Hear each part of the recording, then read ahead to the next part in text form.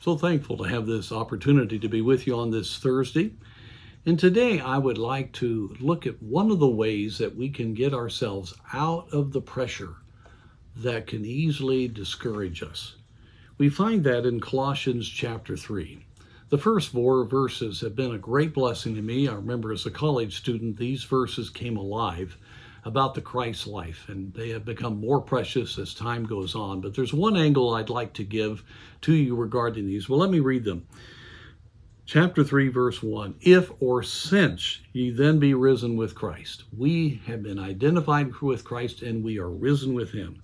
Seek those things which are above. You see, Christ not only is risen, but he ascended, as it says here, and is sitting on the right hand of God.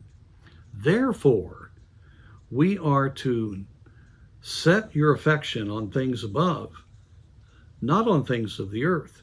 For ye are dead, and your life is hid with Christ in God. When Christ, who is our life, shall appear, then shall ye also appear with him in glory. Here is one of the most important keys to not getting bogged down with the negatives around you. We've often said our citizenship is not in this world. This world is not our home.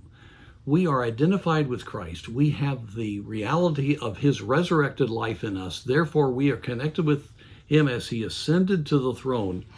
And so we should be seeking things which are above, not the things that are on the earth. Our affection ought not be in accomplishing things here, having things in this world, being known by this world. All of these things are the part of the flesh, the pride of life, the pressures that 1 John chapter 2 talks about, loving the world and the things which are in the world, and the pride of life, the lust of the eyes, the lust of the flesh. All of these things are the things that will cause us to be very attached to the culture around us. But here, if we can get a hold of the fact, now wait a second, I'm identified with Christ who is at the right hand of the Father. I want to please him. I want to accomplish his purpose. I have a perspective that is divine, that is heavenly. It is not earthy. And so therefore, my heart ought not be on the things of this earth. I ought not love this world. I ought to love the things that are in the heavenlies. So we should set our affections on things above, not on things of the earth. Now, we're here on the earth to accomplish God's purpose, but our heart ought to be in spiritual reality, not in earthy reality.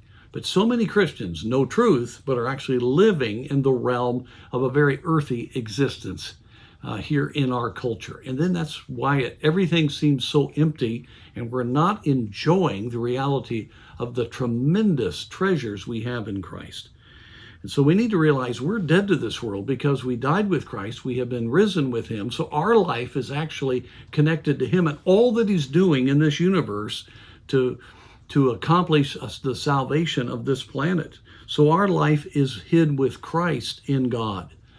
These are tremendous truths. It takes a while to spiritually get a hold of them. But let me just say, if you can have your heart be set on the things that Christ has his heart on, if you can understand your position in the heavenlies, it will cause you to realize this stuff doesn't really matter. Why am I worried about the economy? I need to be burdened for the work of God in that regard, but I don't need to be worried about it personally. I don't need to be concerned about what this world thinks about me.